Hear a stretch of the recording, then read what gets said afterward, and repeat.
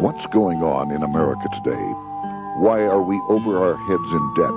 Why can't the politicians bring debt under control? Why are so many people, often both parents now, working at low-paying, dead-end jobs and still making do with less? What's the future of the American economy and way of life? Why does the government tell us inflation is low when the buying power of our paychecks is declining at an alarming rate? Only a generation ago, bread was a quarter, and you could get a new car for $19.95. The problem is that since 1864, we've had a debt-based banking system. All our money is based on government debt. We cannot extinguish government debt without extinguishing our money supply. That's why talk of paying off the national debt without reforming our banking system is an impossibility. That's why the solution does not lie in discussing the size of the national debt, rather it lies in reforming our banking system. This is the Federal Reserve headquarters in Washington. It sits on this very impressive address, right on Constitution Avenue, right across from the Lincoln Memorial. But is it federal? Is it really part of the United States government? Well, what we're about to show you is that there's nothing federal about the Federal Reserve, and there are no reserves. The name is a deception created back before the Federal Reserve Act was passed in 1913 to make Americans think that America's central bank operates in the public interest. The truth is that the Federal Reserve is a private bank owned by private stockholders and run purely for their private profit. That's exactly correct. The Fed is a privately owned for-profit corporation which, again, has no reserves, at least no reserves available to back up the Federal Reserve notes, which is our common currency. Oh, absolutely. The Federal Reserve is neither federal and has doubtful reserves. It's a private bank that is owned by member banks. And it was chartered under the guise of deceit by an act of Congress in 1913. If there's still any doubt whether the Federal Reserve is a part of the U.S. government, check your local telephone book. In most cities, it is not listed in the blue government pages. It is listed in the business white pages right next to Federal Express, another private company. But more directly, U.S. courts have ruled time and time again that the Fed is a private corporation.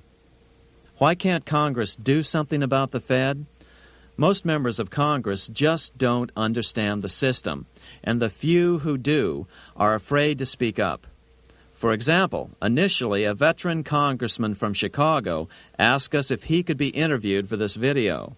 However, both times our camera crew arrived at his office to do the interview, this was all we were able to film. The congressman never appeared, and eventually decided he no longer wanted to participate. But a few others in Congress have been bolder over the years. Here are 3 quick examples. In 1923, Representative Charles A. Lindbergh, a Republican from Minnesota, and father of the famed aviator Lucky Lindy, put it this way: the financial system has been turned over to the Federal Reserve Board. That board administers the finance system by authority of a purely profiteering group. The system is private, conducted for the sole purpose of obtaining the greatest possible profits from the use of other people's money. One of the most outspoken critics in Congress of the Fed was the former chairman of the House Banking and Currency Committee during the Great Depression years. Lewis T. McFadden, Republican of Pennsylvania, said in 1932, "We have in this country one of the most corrupt institutions the world has ever known. I refer to the Federal Reserve Board. This evil institution has impoverished the people of the United States and has practically bankrupted our government. It has done this through the corrupt practices of the moneyed vultures who control it." Senator Barry Goldwater was a frequent critic of the Fed. Most Americans have no real understanding of the operation of the international moneylenders. The accounts of the Federal Reserve System have never been audited. It operates outside the control of Congress and manipulates the credit of the United States. The Federal Reserve really even though it is not part of the federal government, it is more powerful than the federal government. It's more powerful than the president, the Congress, and the courts. Now, a lot of people challenge me on that, but let me prove my case. The Federal Reserve determines what the average person's car payment is going to be, what their house payment is going to be, and whether they have a job or not. And I submit to you that that's total control. And the Federal Reserve is the largest single creditor of the United States government. What does Proverbs tell us? The borrower is servant to the lender. What one has to understand is that from the day the Constitution was adopted right up to today, the folks who profit from privately owned central banks, as Madison called them, the money changers, have fought a running battle for control over who gets to print America's money. Why is who prints the money so important? Think of money as just another commodity.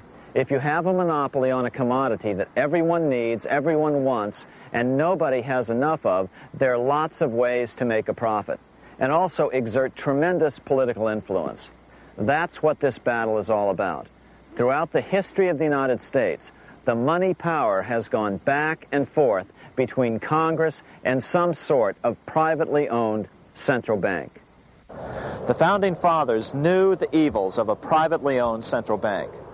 First of all, they had seen how the privately owned British central bank, the Bank of England, had run up the British national debt to such an extent that Parliament had been forced to place unfair taxes on the American colonies.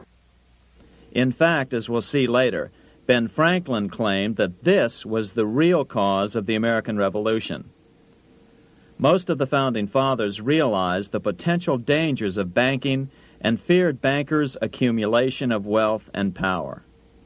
Jefferson put it this way: I sincerely believe that banking institutions are more dangerous to our liberties than standing armies.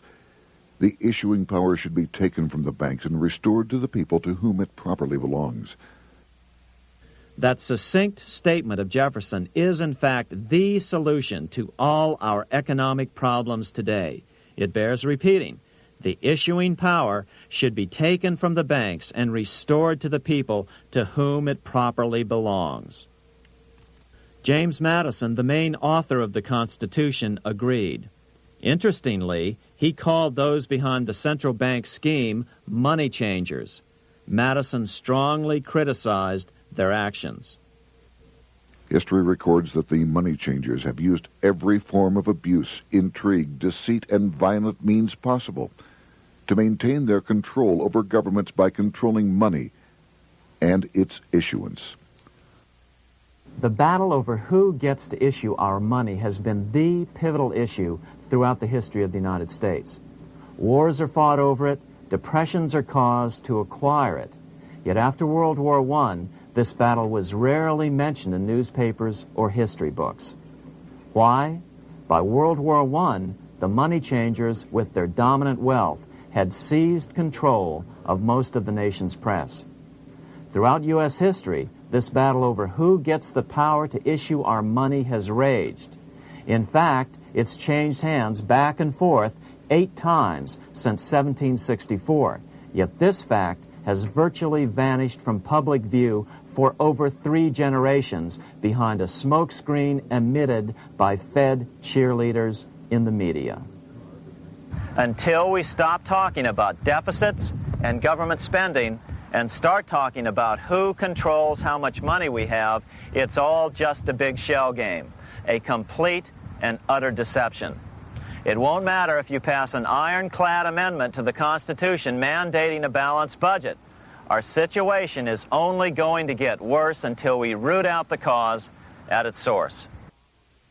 What's the solution for our national problem? First of all, education. That's what this video presentation is all about.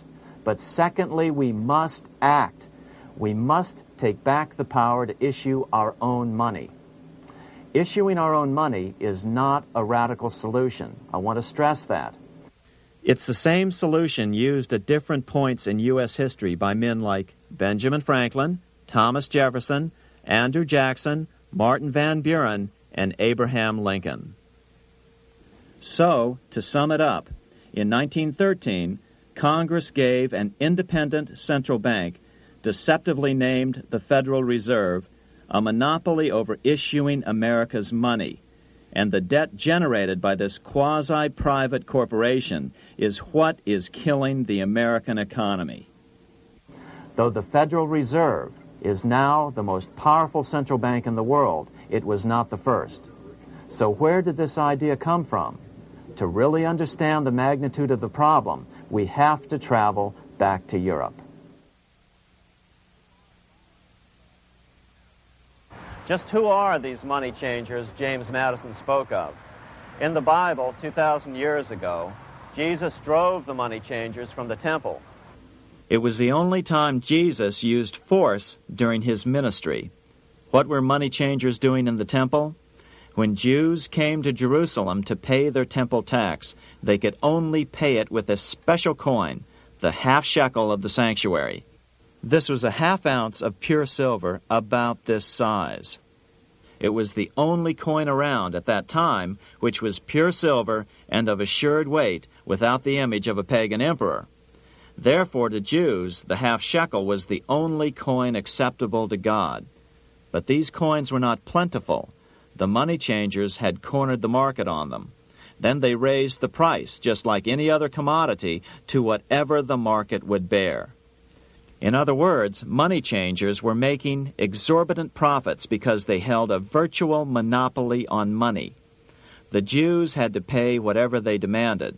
To Jesus, this totally violated the sanctity of God's house.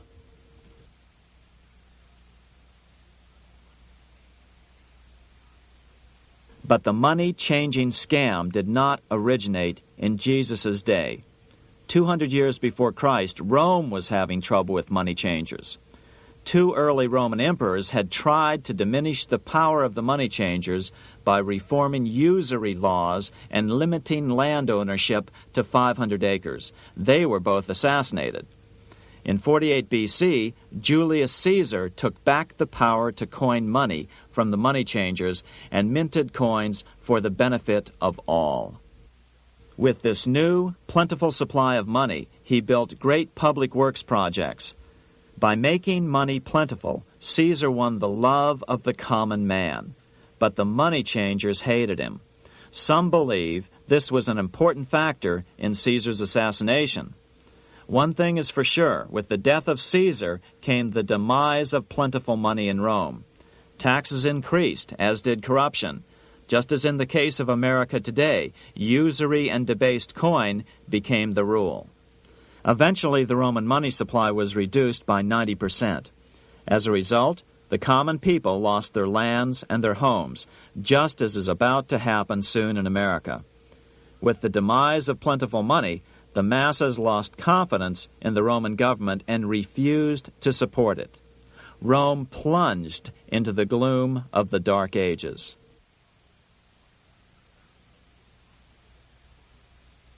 A 1,000 years after the death of Christ, money changers, those who loan out and manipulate the quantity of money, were active in medieval England.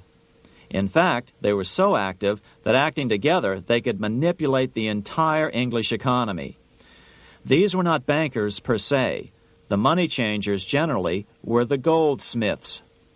They were the first bankers because they started keeping other people's gold for safekeeping in their vaults.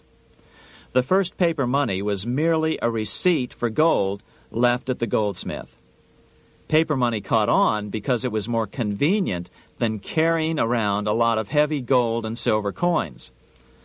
Eventually, goldsmiths noticed that only a small fraction of the depositors ever came in and demanded their gold at any one time. Goldsmiths started cheating on the system. They discovered that they could print more money than they had gold, and usually no one would be the wiser. Then they could loan out this extra money and collect interest on it. This was the birth of fractional reserve banking. That is, loaning out many times more money than you have assets on deposit. So, if $1,000 in gold were deposited with them, they could loan out about $10,000 in paper money and draw interest payments on it, and no one would ever discover the deception. By this means, goldsmiths gradually accumulated more and more wealth and used this wealth to accumulate more and more gold. Today, this practice of loaning out more money than there are reserves is known as fractional reserve banking. Every bank in the United States is allowed to loan out at least 10 times more money than they actually have. That's why they get rich on charging, let's say, 8% interest. It's not really 8% per year, which is their income. It's 80%. That's why bank buildings are always the largest in town. But does that mean that all interest or all banking should be illegal? Hardly.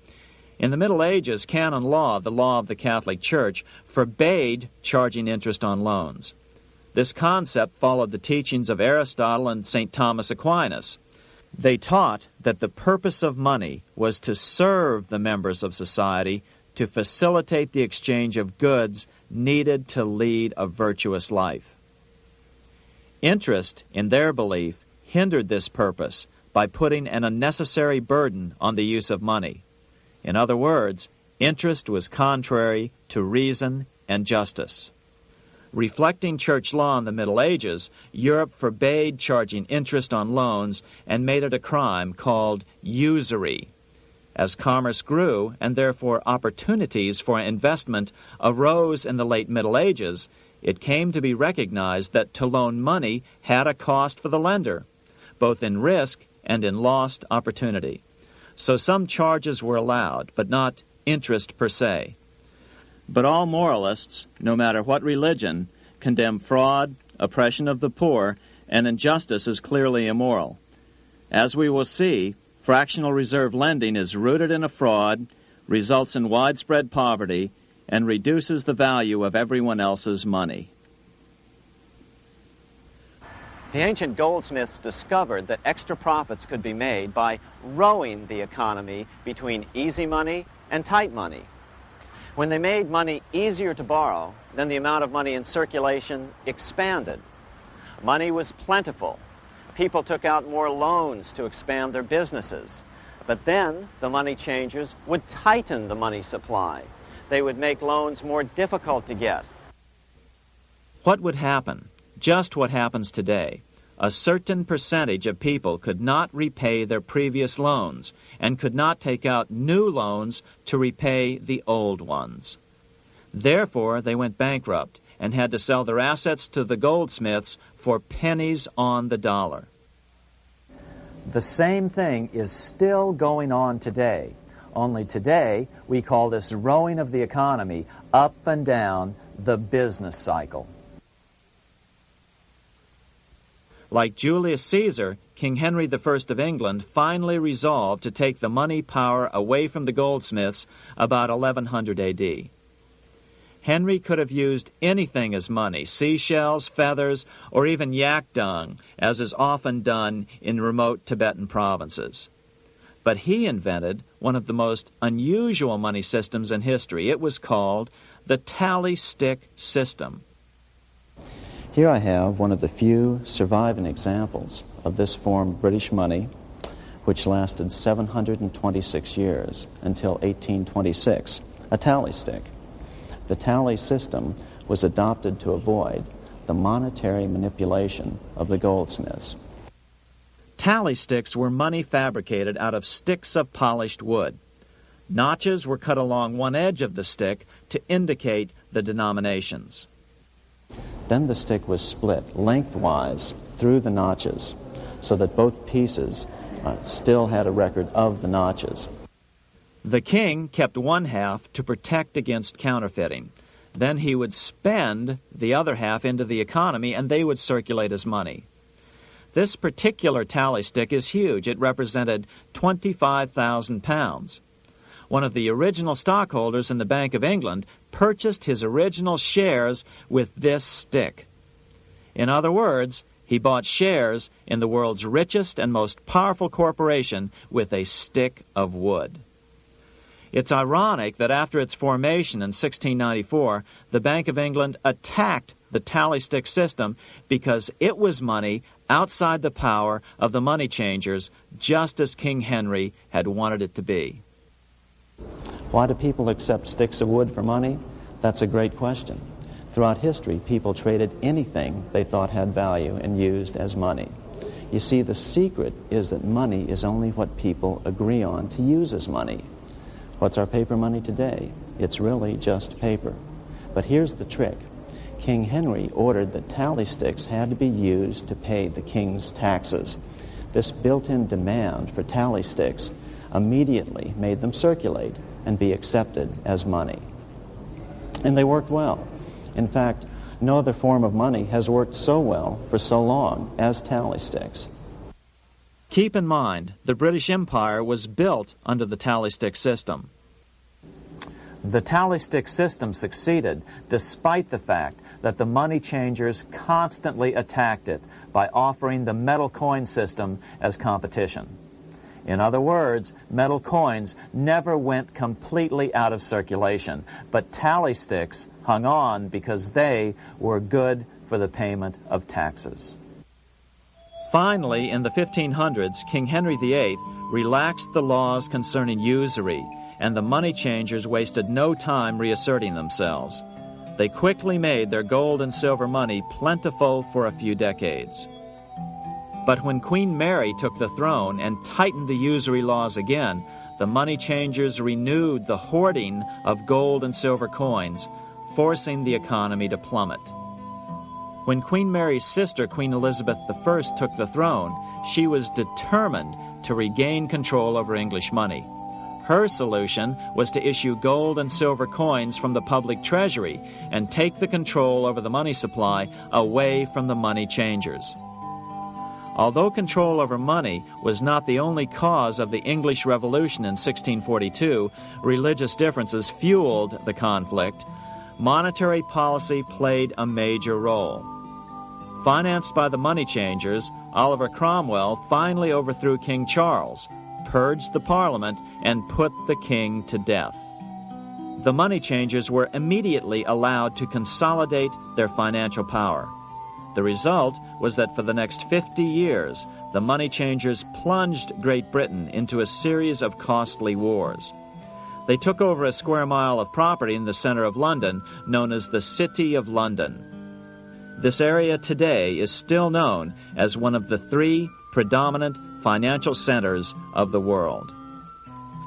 Conflicts with the Stuart kings led the money changers in England to combine with those in the Netherlands to finance the invasion of William of Orange, who overthrew the Stuarts in 1688 and took the English throne.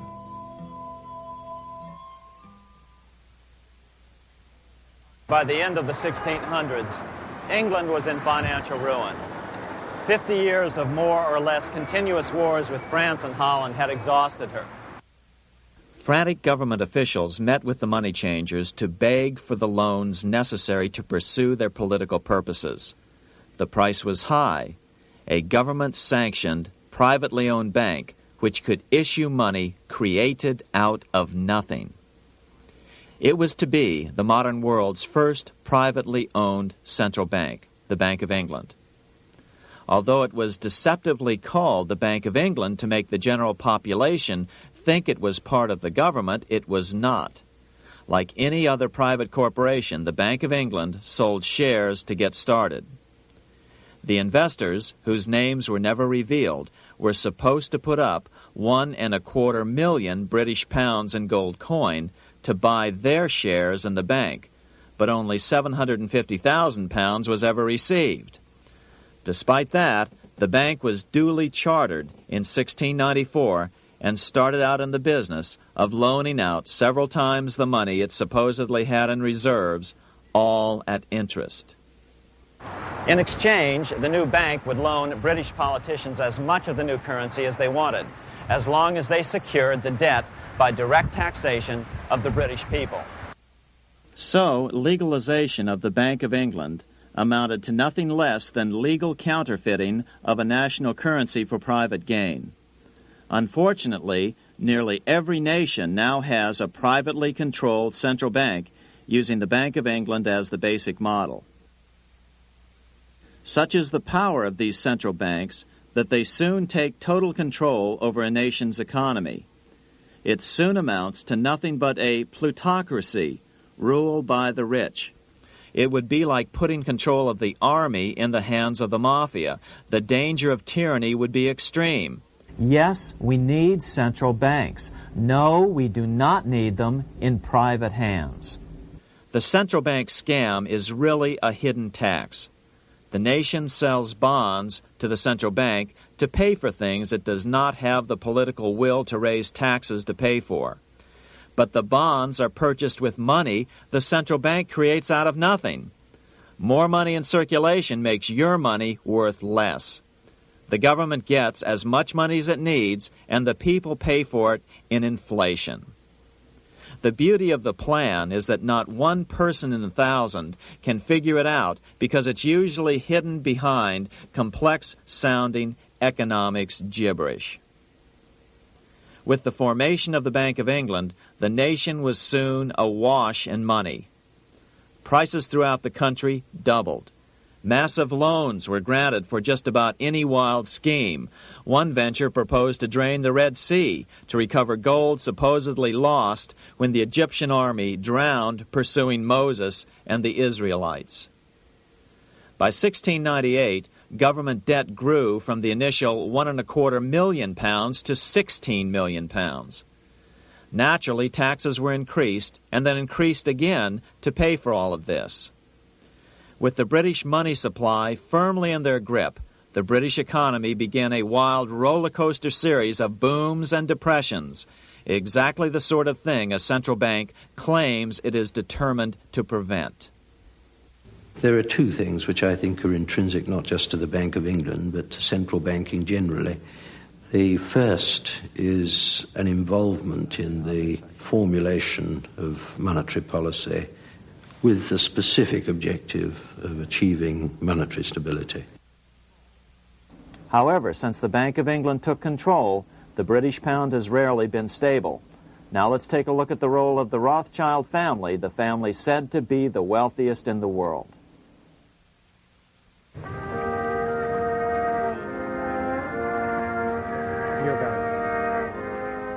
This is Frankfurt, Germany. 50 years after the Bank of England opened its doors, a goldsmith named Amschel Moses Bauer opened a coin shop, a counting house, in 1743. And over the door he placed a sign depicting a Roman eagle on a red shield. The shop became known as the Red Shield Firm, or in German, Rothschild. When his son, Amschel Meyer Bauer, inherited the business, he decided to change his name to Rothschild. Amschel soon learned that loaning money to governments and kings was more profitable than loaning to private individuals. Not only were the loans bigger, but they were secured by the nation's taxes. Mayer Rothschild had 5 sons. He trained them all in the skills of money creation, then sent them out to the major capitals of Europe to open branch offices of the family banking business. His first son, Amschel Meyer, stayed in Frankfurt to mind the hometown bank. His second son, Solomon, was sent to Vienna. His third son, Nathan, was clearly the most clever. He was sent to London at age 21 in 1798, 100 years after the founding of the Bank of England. His fourth son, Karl, went to Naples, and his fifth son, Jacob, went to Paris. In 1785, Mayer Amschel moved his entire family to this larger house, a 5-story dwelling he shared with the Schiff family. This house was known as the Green Shield. The Rothschilds and the Schiffs would play a central role in the rest of European financial history and in that of the United States. The Rothschilds broke into dealings with European royalty here at Wilhelmshof, the palace of the wealthiest man in Germany. In fact, the wealthiest monarch in all Europe, Prince William of Hesse-Kassel. At first, the Rothschilds were only helping William speculate in precious coins.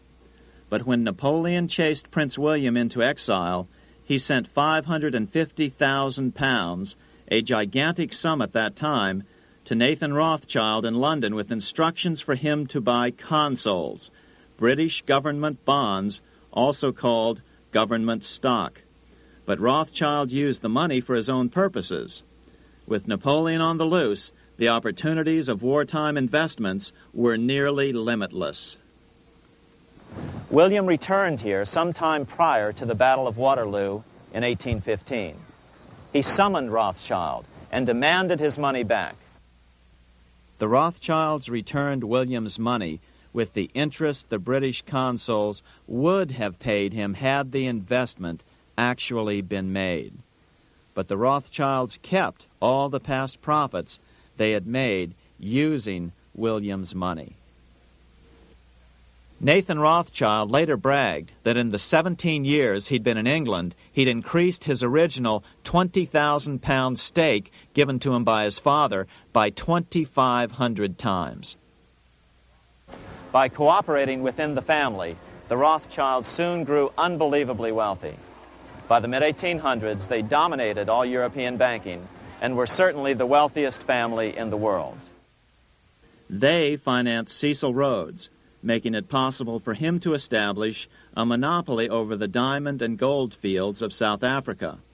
In America, they financed the Harrimans and railroads, the Vanderbilts and railroads and the press, and Carnegie in the steel industry, among many others.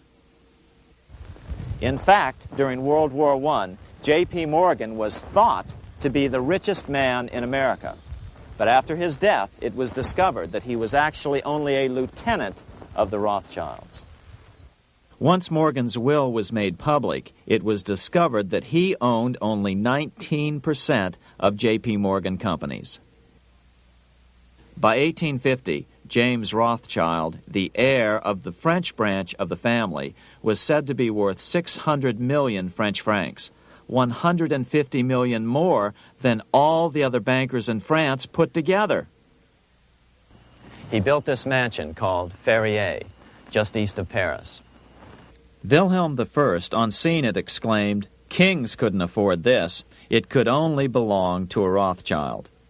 Another 19th century French commentator put it this way: "There is but one power in Europe, and that is Rothschild." There is no evidence that their predominant standing in European or world finance has changed. Now let's take a look at the results the Bank of England had produced on the British economy and how that later was the root cause of the American Revolution.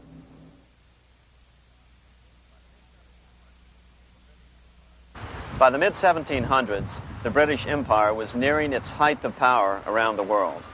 But Britain had fought 4 costly wars in Europe since the creation of their privately owned central bank, the Bank of England. The cost had been high. To finance these wars, the British Parliament here had borrowed heavily from the bank. By the mid-1700s, the government's debt here in Britain was £140 million, a staggering sum for those days. Consequently, the British government embarked on a program of trying to raise revenues from their American colonies in order to make their interest payments to the bank. But in America, it was a different story. The scourge of a privately owned central bank had not yet hit. This is Independence Hall in Philadelphia, where the Declaration of Independence and Constitution were signed. In the mid-1700s, pre-revolutionary America was still relatively poor. There was a severe shortage of precious metal coins to trade for goods, so the early colonists were forced to experiment with printing their own homegrown paper money. Some of these experiments were successful. Franklin was a big supporter of the colonies printing their own paper money. In 1757, Franklin was sent to London. He ended up staying for the next 18 years here, nearly until the start of the American Revolution. During this period, the American colonies began to issue their own money. Called colonial scrip, the endeavor was very successful. It provided a reliable medium of exchange, and it also helped to provide a feeling of unity between the colonies. Remember, colonial scrip was just paper money, debt-free money, printed in the public interest, and not backed by gold or silver coin.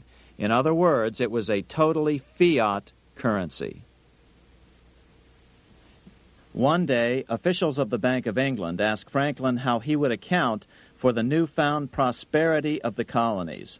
Without hesitation, he replied, "That is simple. In the colonies we issue our own money. It is called colonial scrip. We issue it in proper proportion to the demands of trade and industry to make the products pass easily from the producers to the consumers. In this manner, creating for ourselves our own paper money, we control its purchasing power, and we have no interest to pay to no one." This was just common sense to Franklin, but you can imagine the impact it had on the Bank of England. America had learned the secret of money, and that genie had to be returned to its bottle as soon as possible.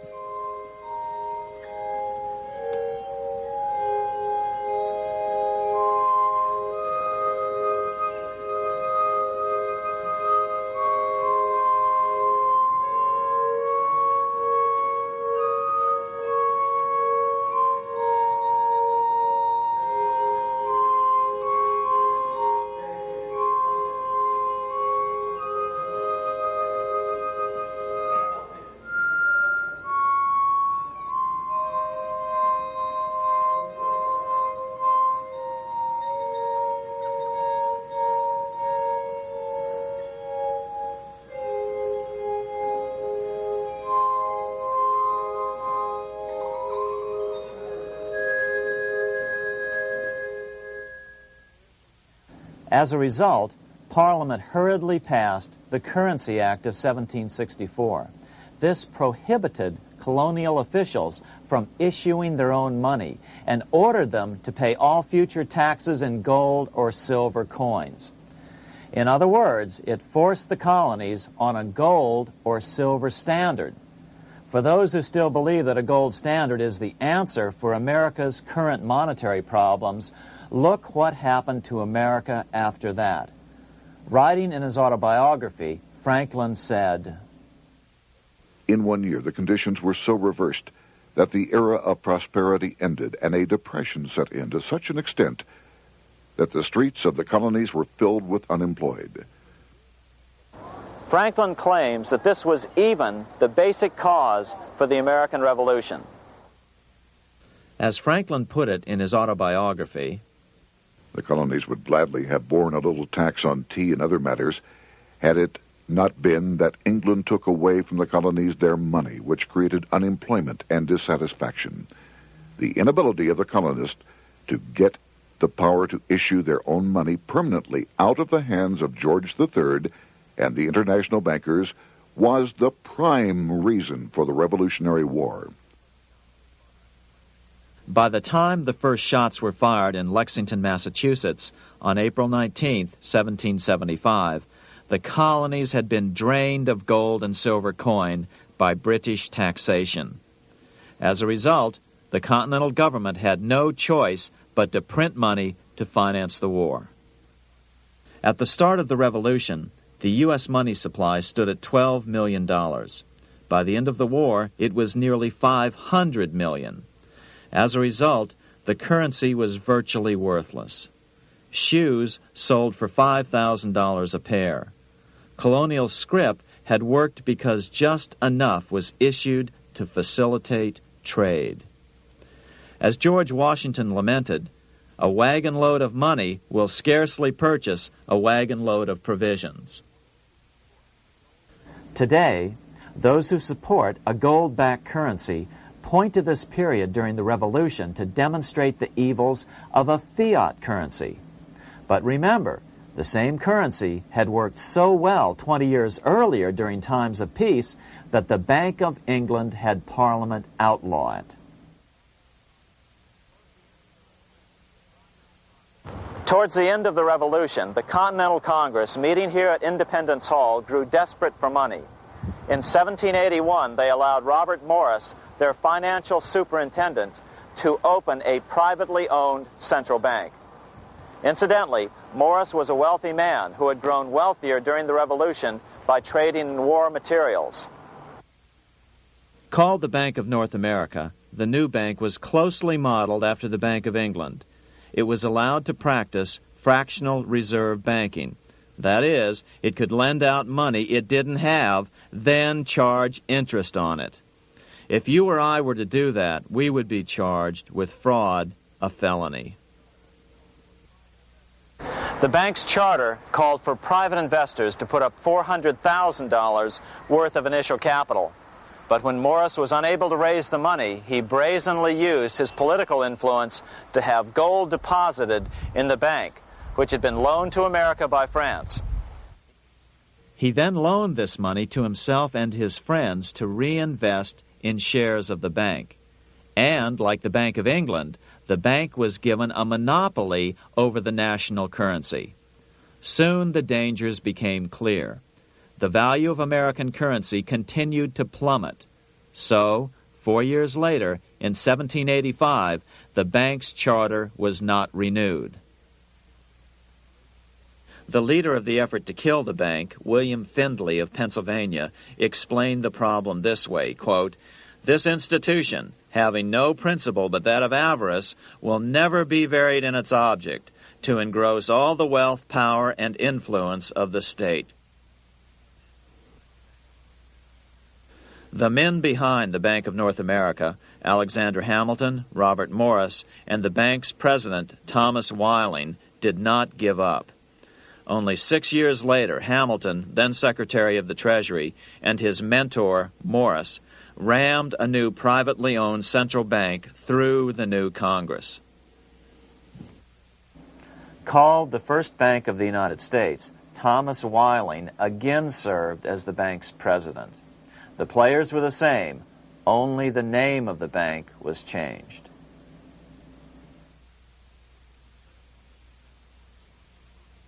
In 1787, colonial leaders assembled in Philadelphia to replace the ailing Articles of Confederation. As we saw earlier, both Thomas Jefferson and James Madison were unalterably opposed to a privately owned central bank. They had seen the problems caused by the Bank of England. They wanted nothing of it. As Jefferson later put it, "If the American people ever allow private banks to control the issue of their currency, first by inflation, then by deflation, the banks and the corporations which grow up around them will deprive the people of all property until their children wake up homeless on the continent their fathers conquered." during the debate over the future monetary system, another one of the founding fathers, Gouverneur Morris, castigated the motivations of the owners of the Bank of North America. Gouverneur Morris headed the committee that wrote the final draft of the Constitution. Morris knew the motivations of the bank well. Along with his old boss, Robert Morris, Gouverneur Morris and Alexander Hamilton were the ones who had presented the original plan for the Bank of North America to the Continental Congress in the last year of the Revolution. In a letter he wrote to James Madison on July 2nd, 1787, Gouverneur Morris revealed what was really going on. "The rich will strive to establish their dominion and enslave the rest. They always did. They always will. They will have the same effect here as elsewhere if we do not, by the power of government, keep them in their proper spheres." Despite the defection of Gouverneur Morris from the ranks of the bank, Hamilton, Robert Morris, Thomas Whiling, and their European backers were not about to give up. They convinced the bulk of the delegates to the Constitutional Convention to not give Congress the power to issue paper money. Most of the delegates were still reeling from the wild inflation of the paper currency during the Revolution. They had forgotten how well colonial scrip had worked before the war. But the Bank of England had not. The money changers could not stand to have America printing her own money again. So the Constitution is silent on the matter. This grievous defect left the door wide open for the money changers, just as they had planned.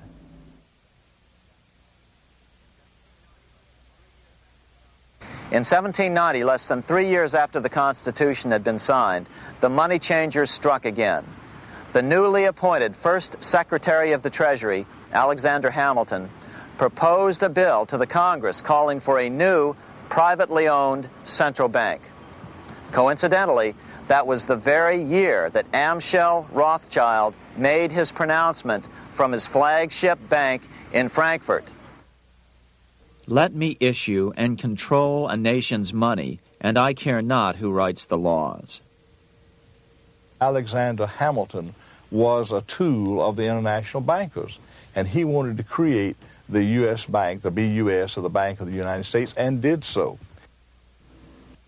Interestingly, one of Hamilton's first jobs after graduating from law school in 1782 was as an aide to Robert Morris, the head of the Bank of North America.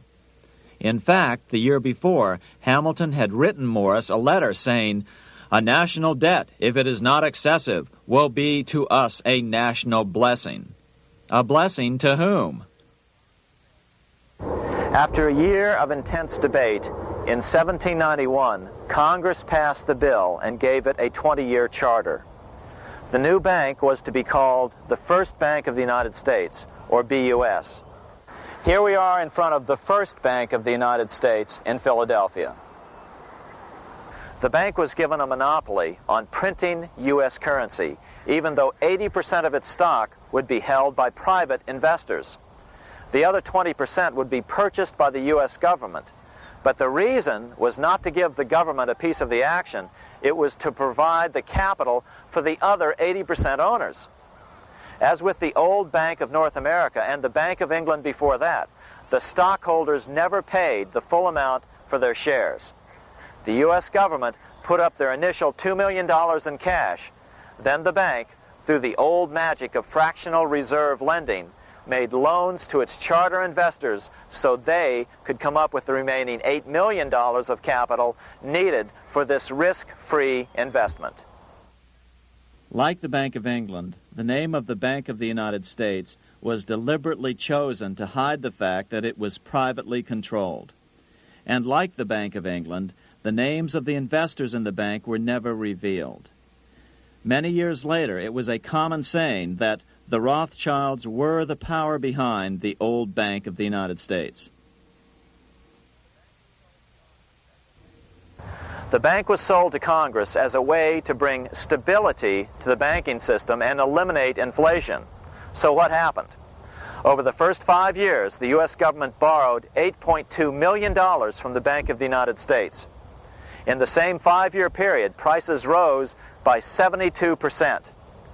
Jefferson, as the new Secretary of State, watched the borrowing with sadness and frustration, unable to stop it.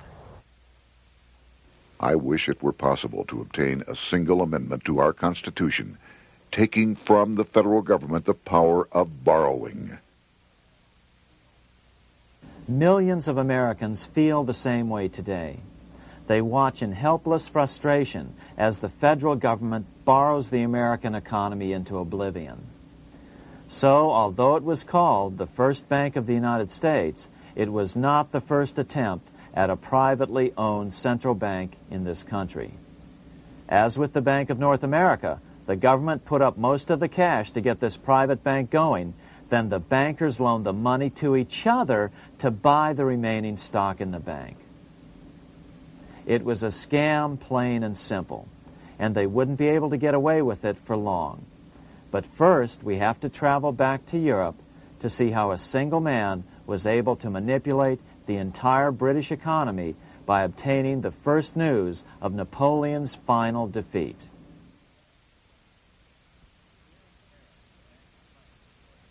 Here in Paris, the Bank of France was organized in 1800, just like the Bank of England. But Napoleon decided France had to break free of debt, and he never trusted the Bank of France. He declared that when a government is dependent upon bankers for money, the bankers, not the leaders of the government, are in control. The hand that gives is above the hand that takes. Money has no motherland. Financiers are without patriotism and without decency. Their sole object is gain. Back in America, unexpected help was about to arrive. In 1800, Thomas Jefferson narrowly defeated John Adams to become the third president of the United States. By 1803, Jefferson and Napoleon had struck a deal. The U.S. would give Napoleon $3 million in gold in exchange for a huge chunk of territory west of the Mississippi River, the Louisiana Purchase. With that $3 million, Napoleon quickly forged an army and set off across Europe, conquering everything in his path. But the Bank of England quickly rose to oppose him. They financed every nation in his path, reaping the enormous profits of war.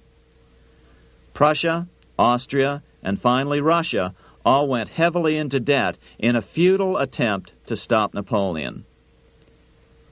4 years later, with the main French army in Russia, 30-year-old Nathan Rothschild, the head of the London office of the Rothschild family, personally took charge of a bold plan to smuggle a much-needed shipment of gold right through France to finance an attack by the Duke of Wellington from Spain. Nathan later bragged at a dinner party in London that it was the best business he'd ever done. Little did he know that he would do much better business in the near future. Wellington's attacks from the south and other defeats eventually forced Napoleon to abdicate, and Louis XVIII was crowned king. Napoleon was exiled to Elba, a tiny island off the coast of Italy, supposedly exiled from France forever. While Napoleon was in exile on Elba, temporarily defeated by England with the financial help of the Rothschilds, America was trying to break free of its central bank as well.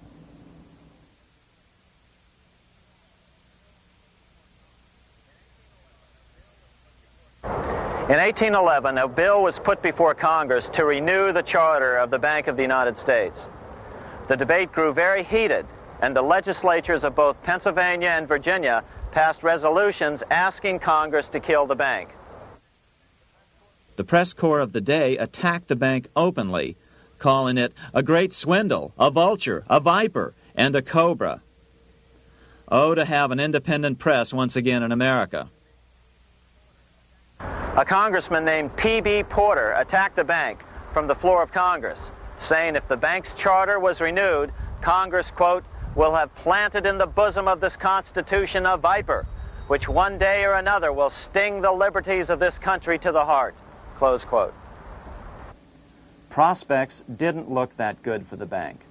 Some writers have even claimed that Nathan Rothschild warned that the United States would find itself involved in a most disastrous war if the bank's charter were not renewed. But it wasn't enough. When the smoke had cleared, the renewal bill was defeated by a single vote in the House and was deadlocked in the Senate. By now, America's fourth president, James Madison, was in the White House.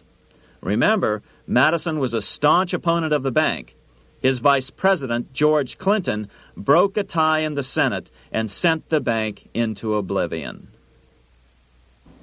Within 5 months, England attacked the U.S., and the War of 1812 was on. But the British were still busy fighting Napoleon, and so the War of 1812 ended in a draw in 1814. Though the money changers were temporarily down, they were far from out. It would take them only another 2 years to bring back their bank bigger and stronger than ever.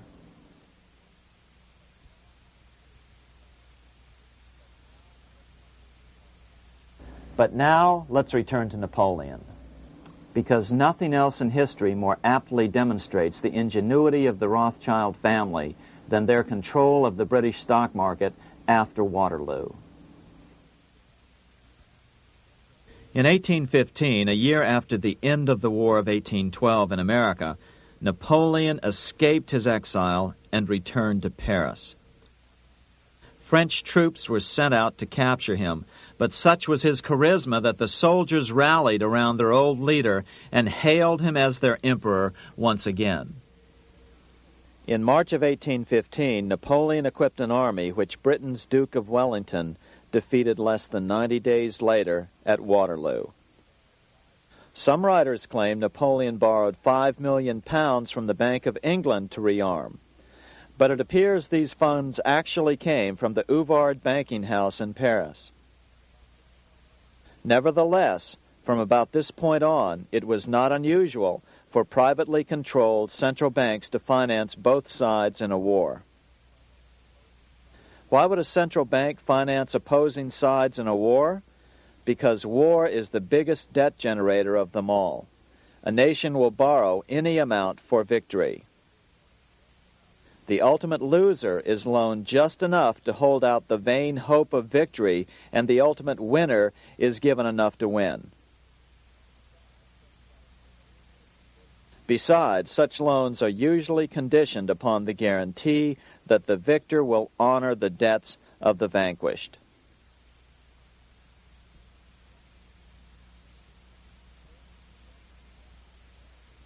This is the Waterloo battlefield about 200 miles northeast of Paris in what today is Belgium. Here Napoleon suffered his final defeat, but not before thousands of French and Englishmen gave their lives on a steamy summer day in July of 1815. Right over there, on June 18, 1815, 74,000 French troops met 67,000 troops from Britain and other European nations. The outcome was certainly in doubt. In fact, had Napoleon attacked a few hours earlier, he would probably have won the battle. But no matter who won or lost, back in London, Nathan Rothschild planned to use the opportunity to try to seize control over the British stock and bond market and possibly even the Bank of England.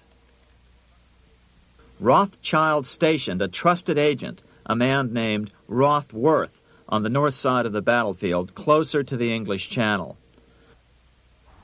Once the battle had been decided, Rothworth took off for the Channel. He delivered the news to Nathan Rothschild a full 24 hours before Wellington's own courier. Rothschild hurried to the stock market and took up his usual position in front of an ancient pillar. All eyes were on him. The Rothschilds had a legendary communications network.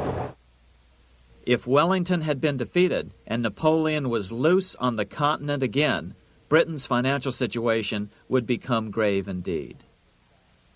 Rothschild looked saddened. He stood there motionless, eyes downcast.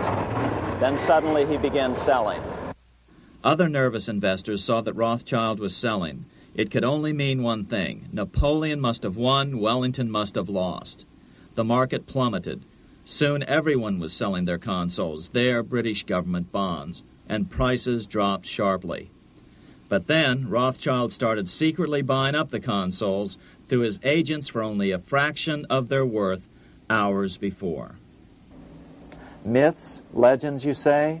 100 years later, the New York Times ran a story which said that Nathan's grandson had attempted to secure a court order to suppress a book with this stock market story in it. The Rothschild family claimed the story was untrue and libelous, but the court denied the Rothschilds' request and ordered the family to pay all court costs. What's even more interesting about this story is that some authors claim that the day after the Battle of Waterloo, in a matter of hours, Nathan Rothschild came to dominate not only the bond market, but the Bank of England as well. Whether or not the Rothschild family seized control of the Bank of England, the first privately owned central bank in a major European nation and the wealthiest, one thing is certain. By the mid-1800s, the Rothschilds were the richest family in the world, bar none. They dominated the new government bond markets and branched into other banks and industrial concerns. In fact, the rest of the 19th century was known as the Age of the Rothschilds. Despite this overwhelming wealth, the family has generally cultivated an aura of invisibility. Although the family controls scores of industrial, commercial, mining, and tourist corporations, only a handful bear the Rothschild name. By the end of the 19th century, one expert estimated that the Rothschild family controlled half the wealth of the world. Whatever the extent of their vast wealth, it is reasonable to assume that their percentage of the world's wealth has increased since then. But since the turn of the century, the Rothschilds have cultivated the notion that their power has somehow waned even as their wealth increases.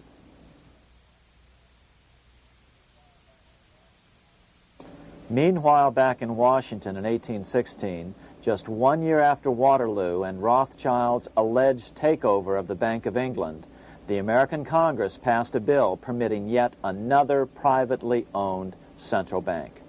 This bank was called the Second Bank of the United States. The new bank's charter was a copy of the previous banks. The U.S. government would own 20% of the shares of the bank. Of course, the federal share was paid by the Treasury up front into the bank's coffers. Then, through the magic of fractional reserve lending, it was transformed into loans to private investors who then bought the remaining 80% of the shares. Just as before, the primary stockholders remained a secret.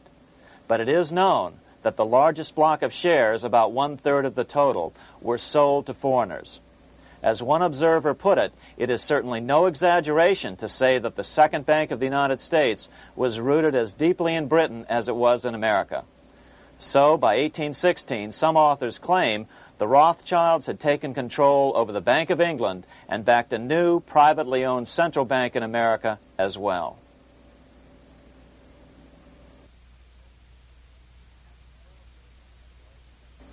After 12 years of manipulations of the U.S. economy on the part of the Second Bank of the U.S., the American people had had just about enough. Opponents of the bank nominated a dignified senator from Tennessee, Andrew Jackson, the hero of the Battle of New Orleans, to run for president. This is his home, the Hermitage. No one gave Jackson a chance initially. The bank had long ago learned how the political process could be controlled with money. To the surprise and dismay of the money changers, Jackson was swept into office in 1828. Jackson was determined to kill the bank at the first opportunity and wasted no time in trying to do so. But the bank's 20-year charter didn't come up for renewal until 1836, the last year of his second term, if he could survive that long.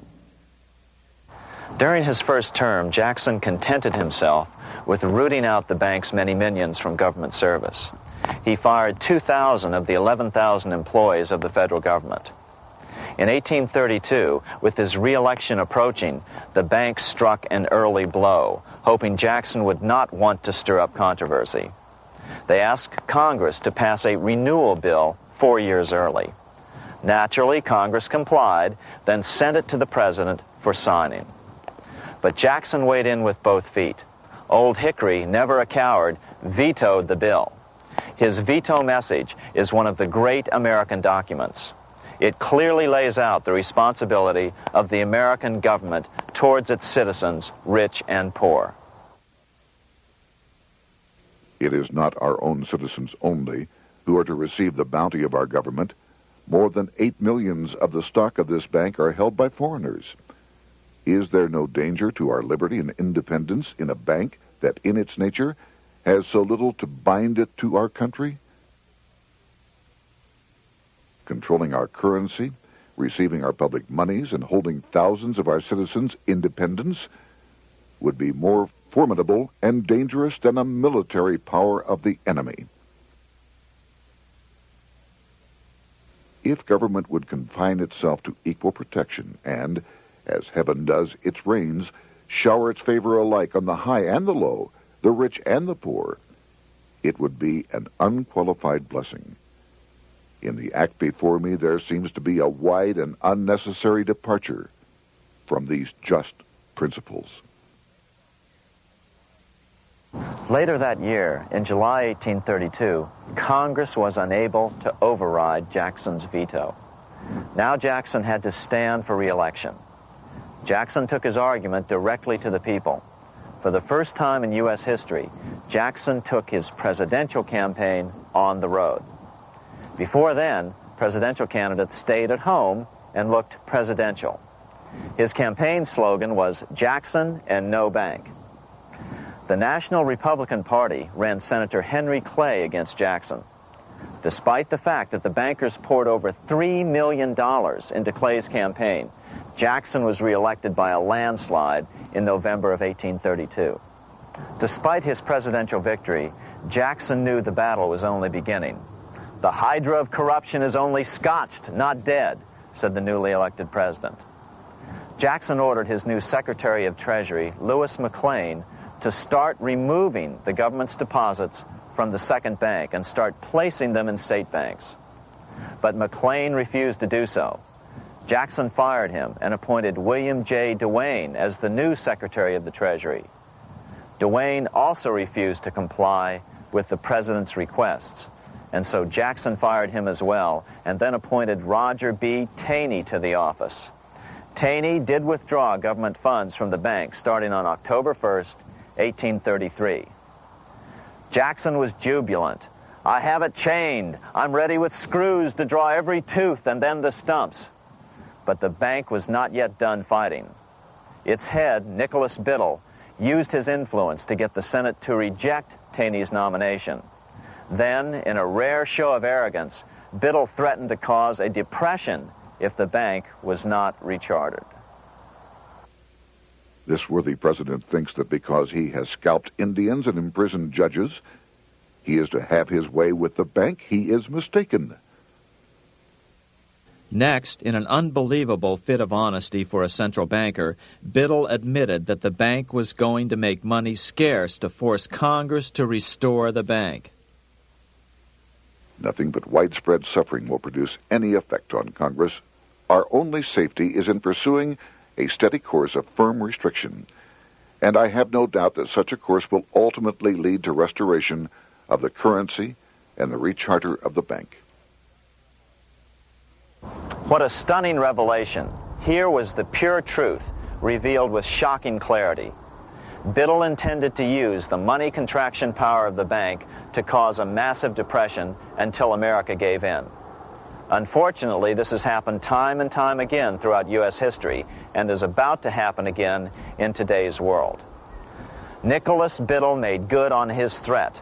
The bank sharply contracted the money supply by calling in old loans and refusing to extend new ones. A financial panic ensued, followed by a deep depression. Naturally, Biddle blamed Jackson for the crash, saying that it was caused by the withdrawal of federal funds from the bank. Unfortunately, his plan worked well. Wages and prices sagged. Unemployment soared along with business bankruptcies. The nation quickly went into an uproar. Newspaper editors blasted Jackson in editorials. The bank threatened to withhold payments, which then could be made directly to key politicians for their support. Within only months, Congress assembled in what was called the panic session. 6 months after he had withdrawn funds from the bank, Jackson was officially censured by a resolution which passed the Senate by a vote of 26 to 20. It was the first time a president had ever been censured by Congress.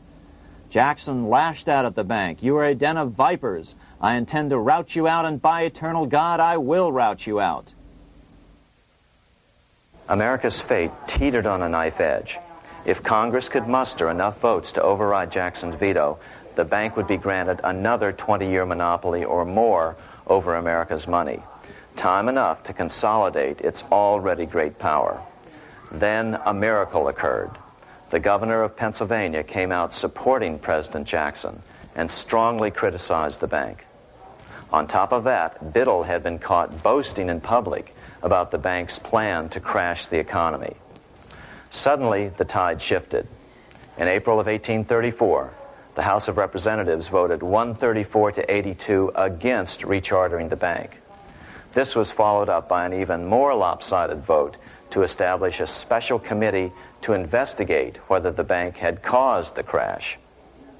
When the investigating committee arrived at the bank's door in Philadelphia, armed with a subpoena to examine the books, Biddle refused to give them up. Nor would he allow inspection of correspondence with congressmen relating to their personal loans and advances he'd made to them. He also refused to testify before the committee back in Washington. On January 8th, 1835, Jackson paid off the final installment on the national debt, which had been necessitated by allowing the banks to issue currency for government bonds rather than simply issuing treasury notes without such debt. He was the only president to ever pay off the debt. A few weeks later, on January 30th, 1835, an assassin by the name of Richard Lawrence tried to shoot President Jackson, but by the grace of God, both pistols misfired. Lawrence was later found not guilty by reason of insanity. After his release, he bragged to friends that powerful people in Europe had put him up to the task and promised to protect him if he were caught. The following year, when its charter ran out, the Second Bank of the United States ceased functioning as the nation's central bank. Biddle was later arrested and charged with fraud. He was tried and acquitted, but died shortly thereafter while still tied up in civil suits. After his second term as president, Jackson retired here to the Hermitage outside of Nashville to live out his life. He is still remembered here for his determination to kill the bank.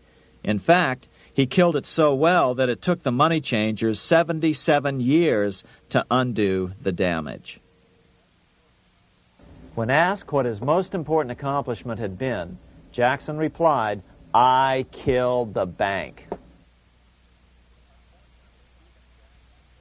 Unfortunately, even Jackson failed to grasp the entire picture and its root cause.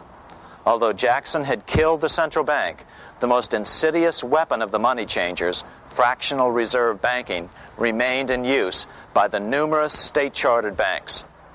This fueled economic instability in the years before the Civil War. Still, the central bankers were out, and as a result, America thrived as it expanded westward. During this time, the principal money changers struggled to regain their lost centralized power, but to no avail.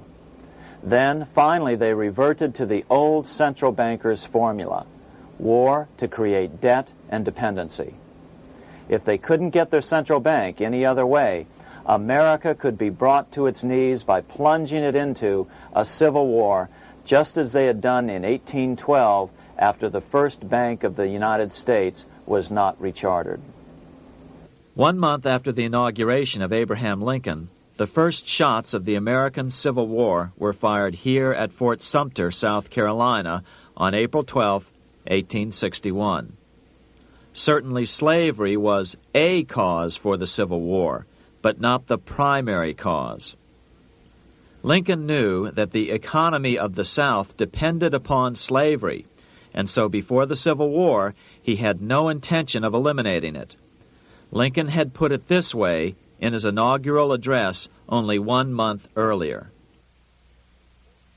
I have no purpose, directly or indirectly, to interfere with the institution of slavery in the states where it now exists.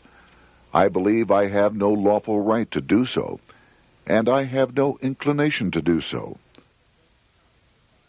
Even after the first shots were fired here at Fort Sumter, Lincoln continued to insist that the Civil War was not about the issue of slavery. My paramount objective is to save the Union, and it is not either to save or destroy slavery. If I could save the Union without freeing any slave, I would do it. So what was the Civil War all about? There were many factors at play. Northern industrialists had used protective tariffs to prevent the southern states from buying cheaper European goods. Europe retaliated by stopping cotton imports from the South. The southern states were in a double financial bind. They were forced to pay more for most of the necessities of life, while their income from cotton exports plummeted. The South was angry. But there were other factors at work. The money changers were still stung by America's withdrawal from their control 25 years earlier. Since then, America's wildcat economy had made the nation rich, a bad example for the rest of the world.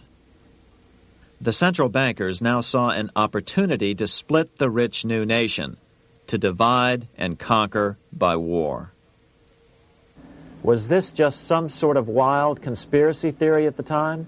Well, let's take a look at what a well-placed observer of the scene had to say at the time. His name was Otto von Bismarck, Chancellor of Germany, the man who united the German states a few years later. The division of the United States into federations of equal force was decided long before the Civil War by the high financial powers of Europe. These bankers were afraid that the United States, if they remained as one bloc and as one nation, would attain economic and financial independence which would upset their financial domination over the world. Within months after the first shots here at Fort Sumter, the central bankers loaned Napoleon III of France, the nephew of the Waterloo Napoleon, 210 million francs to seize Mexico and station troops along the southern border of the U.S., taking advantage of their war to violate the Monroe Doctrine and return Mexico to colonial rule. No matter what the outcome of the Civil War, a weakened America, heavily indebted to the money changers, would open up Central and South America once again to European colonization and domination.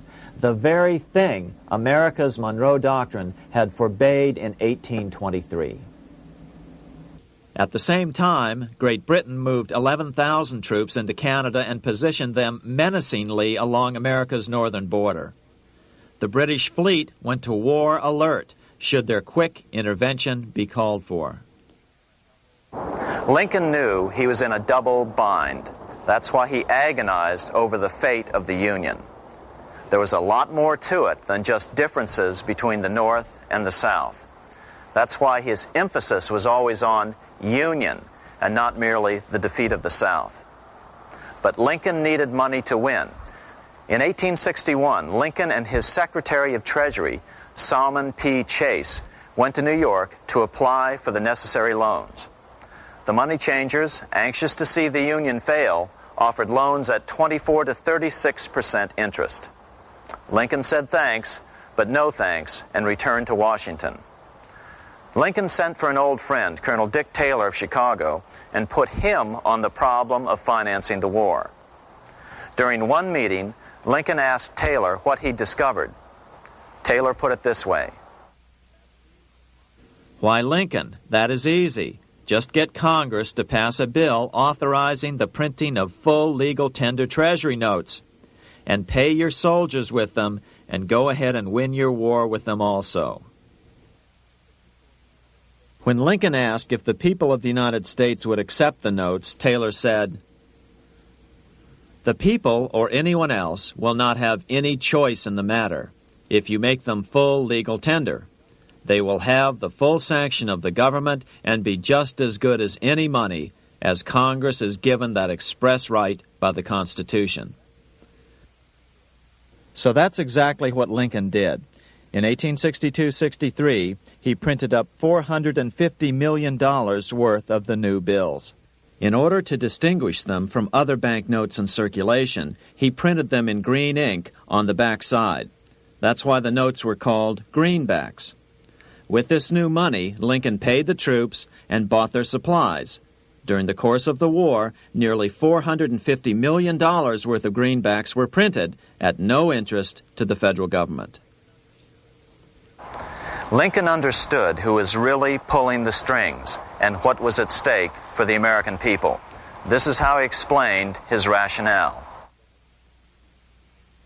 The government should create, issue, and circulate all the currency and credit needed to satisfy the spending power of the government and the buying power of consumers. The privilege of creating and issuing money is not only the supreme prerogative of government, but it is the government's greatest creative opportunity. By the adoption of these principles, the taxpayers will be saved immense sums of interest. Money will cease to be master and become the servant of humanity. A truly incredible editorial in the London Times explained the central bankers' attitude towards Lincoln's greenbacks. If this mischievous financial policy, which has its origins in North America, shall become indurated down to a fixture, then That government will furnish its own money without cost. It will pay off debts and be without debt. It will have all the money necessary to carry on its commerce. It will become prosperous without precedent in the history of the world. The brains and wealth of all countries will go to North America. That country must be destroyed, or it will destroy every monarchy on the globe. The scheme was effective, so effective that the next year, 1863, with Federal and Confederate troops beginning to mass for the decisive battle of the Civil War, and the Treasury in need of further congressional authority to issue more greenbacks, Lincoln allowed the bankers to push through the National Bank Act. These new national banks would operate under a virtual tax-free status and collectively had the exclusive monopoly power to create the new form of money, banknotes. Though greenbacks continued to circulate, their numbers were not increased. But most importantly, from this point on, the entire U.S. money supply would be created out of debt by bankers buying U.S. government bonds and issuing them for reserves for banknotes. As historian John Kenneth Galbraith explained it, in numerous years following the war, the federal government ran a heavy surplus. It could not, however, pay off its debt, retire its securities, because to do so meant there would be no bonds to back the national banknotes. To pay off the debt was to destroy the money supply. Later in 1863, Lincoln got some unexpected help from Tsar Alexander II of Russia. The Tsar, like Bismarck in Germany, knew what the international money changers were up to and had steadfastly refused to let them set up a central bank in Russia. If America survived and was able to remain out of their clutches, the Tsar's position would remain secure. If the bankers were successful at dividing America and giving the pieces back to Great Britain and France, both nations under control of their central banks, eventually they would threaten Russia again. So the Tsar gave orders that if either England or France actively intervened and gave aid to the South, Russia would consider such action as a declaration of war.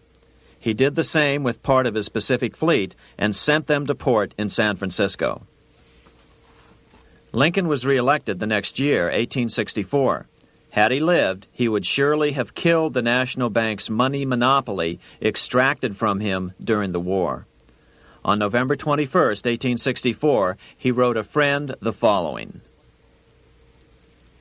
The money power preys upon the nation in times of peace and conspires against it in times of adversity. It is more despotic than monarchy, more insolent than autocracy, more selfish than bureaucracy. Shortly before Lincoln was murdered, his former Secretary of Treasury, Salmon P. Chase, bemoaned his role in helping secure the passage of the National Banking Act only 1 year earlier. My agency in promoting the passage of the National Banking Act was the greatest financial mistake in my life. It has built up a monopoly which affects every interest in the country. On April 14, 1865, 41 days after his second inauguration and just 5 days after Lee surrendered to Grant at Appomattox, Lincoln was shot by John Wilkes Booth at Ford's Theater. Bismarck, Chancellor of Germany, lamented the death of Abraham Lincoln. The death of Lincoln was a disaster for Christendom. There was no man in the United States great enough to wear his boots. I fear that foreign bankers, with their craftiness and torturous tricks, will entirely corrupt the exuberant riches of America and use it systematically to corrupt modern civilization. They will not hesitate to plunge the whole of Christendom into wars and chaos in order that the earth should become their inheritance. Bismarck well understood the money changers' plan. Allegations that international bankers were responsible for Lincoln's assassination surfaced in Canada 70 years later in 1934. Gerald G. McGeer, a popular and well-respected Canadian attorney, revealed this stunning charge in a 5-hour speech before the Canadian House of Commons, blasting Canada's debt-based money system. Remember, it was 1934, the height of the Great Depression, which was ravaging Canada as well. McGeer had obtained evidence deleted from the public record, provided to him by Secret Service agents at the trial of John Wilkes Booth after Booth's death. McGeer said it showed that Booth was a mercenary working for the international bankers. According to an article in the Vancouver Sun of May 2nd, 1934, Abraham Lincoln, the martyred emancipator of the slaves, was assassinated through the machinations of a group representative of the international bankers who feared the United States President's national credit ambitions. There was only one group in the world at that time who had any reason to desire the death of Lincoln. They were the men opposed to his national currency program and who had fought him throughout the whole Civil War on his policy of greenback currency. Interestingly, McGeer claimed that Lincoln was assassinated not only because international bankers wanted to reestablish a central bank in America, but because they also wanted to base America's currency on gold. Gold they controlled. In other words, put America on a gold standard. Lincoln had done just the opposite by issuing U.S. notes, greenbacks, which were based purely on the good faith and credit of the United States. The article quoted McGeer as saying, "They were the men interested in the establishment of the gold standard and the right of the bankers to manage the currency and credit of every nation in the world. With Lincoln out of the way, they were able to proceed with that plan and did proceed with it in the United States. Within 8 years after Lincoln's assassination, silver was demonetized and the gold standard money system set up in the United States." Not since Lincoln has the U.S. issued debt-free United States notes. These red-sealed bills, which were issued in 1963, were not a new issue from President Kennedy, but merely the old greenbacks reissued year after year.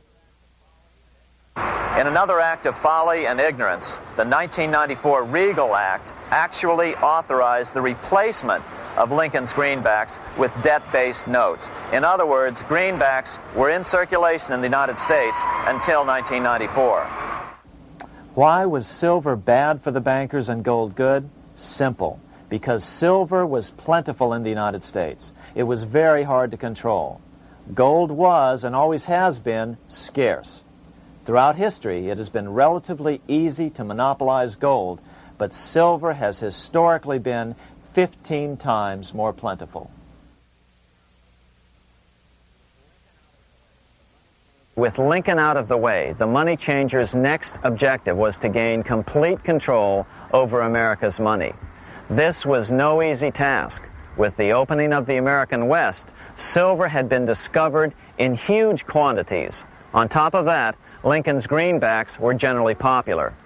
Despite the European central bankers' deliberate attacks on greenbacks, they continued to circulate in the United States, in fact, until a few years ago.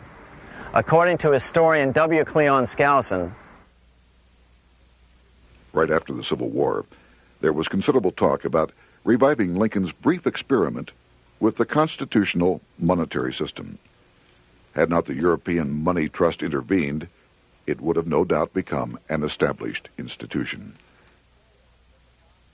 it is clear that the concept of America printing her own debt-free money sent shockwaves throughout the European central banking elite. They watched with horror as Americans clamored for more greenbacks. They may have killed Lincoln, but support for his monetary ideas grew. On April 12, 1866, nearly 1 year to the day of Lincoln's assassination, Congress went to work at the bidding of the European central banking interests.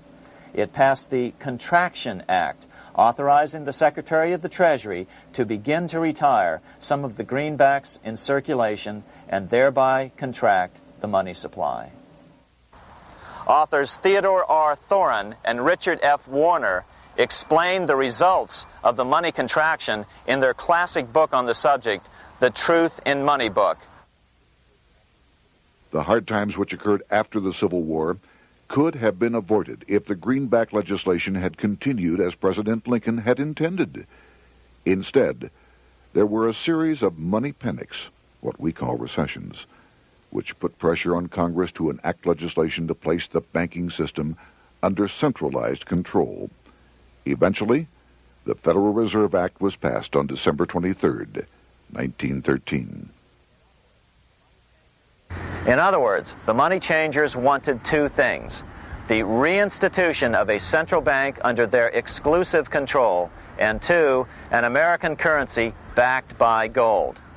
Their strategy was twofold.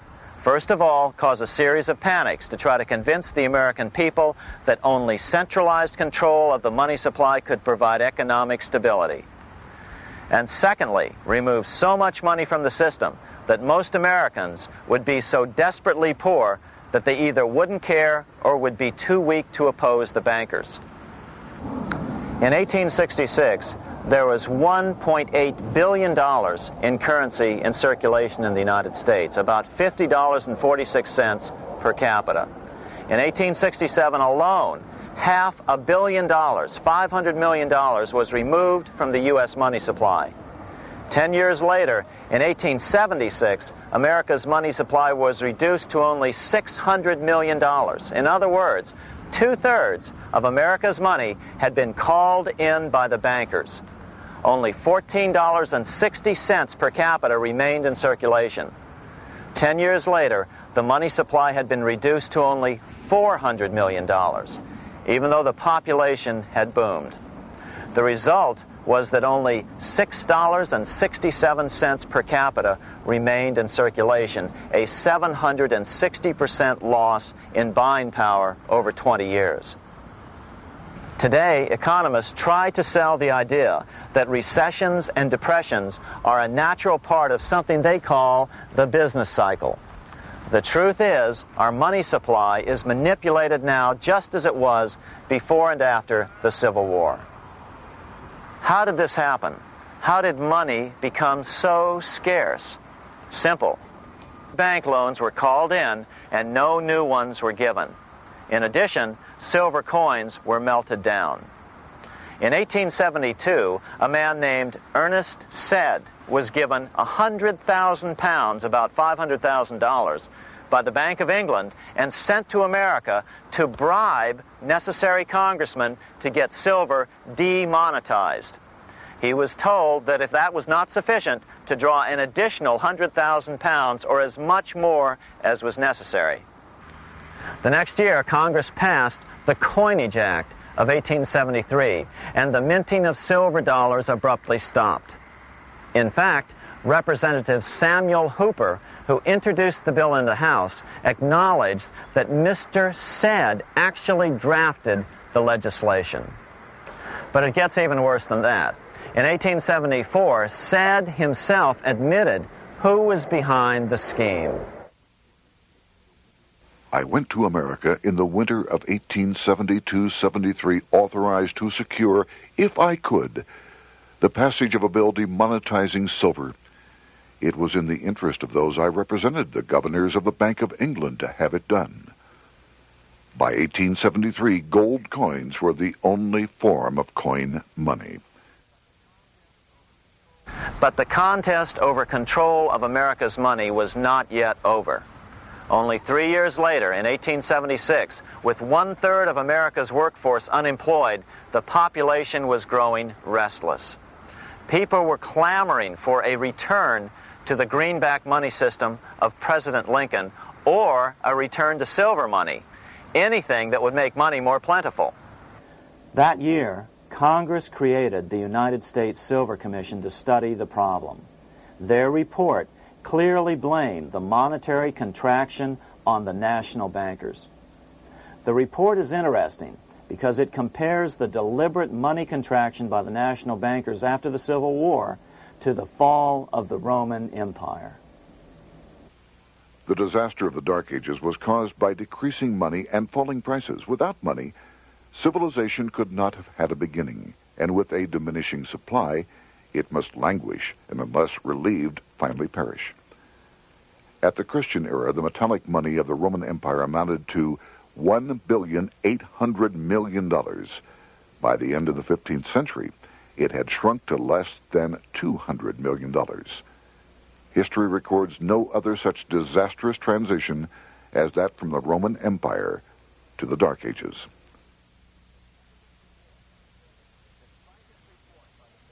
Despite this report by the Silver Commission, Congress took no action.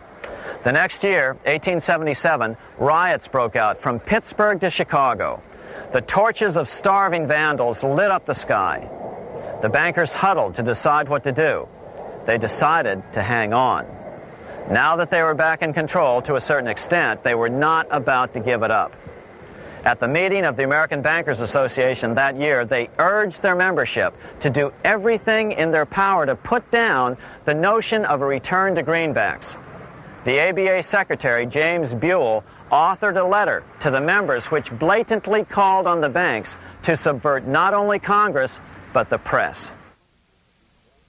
It is advisable to do all in your power to sustain such prominent daily and weekly newspapers, especially the agricultural and religious press, as will oppose the greenback issue of paper money, and that you will also withhold patronage from all applicants who are not willing to oppose the government issue of money.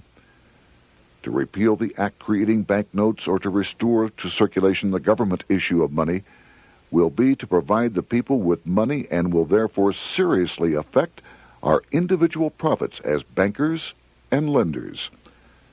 See your congressman at once and engage him to support our interest that we may control legislation.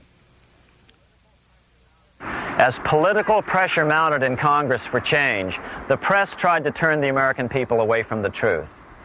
The New York Tribune put it this way on January 10th, 1878.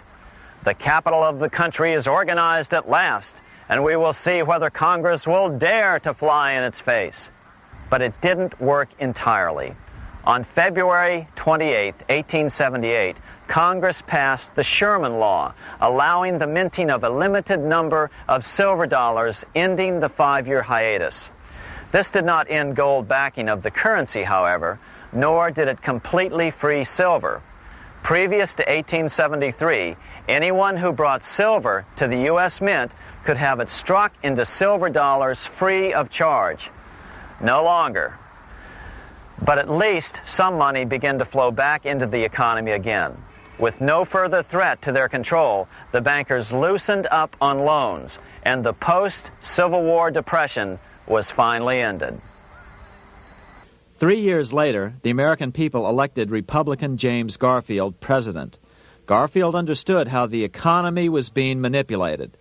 As a congressman, he had been chairman of the Appropriations Committee and was a member of Banking and Currency. After his inauguration, he slammed the money changers publicly in 1881. Whoever controls the volume of money in any country is absolute master of all industry and commerce. And when you realize that the entire system is very easily controlled, one way or another, by a few powerful men at the top, you will not have to be told how periods of inflation and depression originate. Unfortunately, within a few weeks of making this statement, on July 2nd of 1881, President Garfield was assassinated.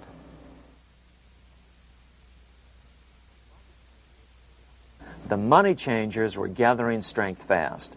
They began a periodic fleecing of the flock, as they called it, by creating economic booms followed by further depressions so they could buy up thousands of homes and farms for pennies on the dollar.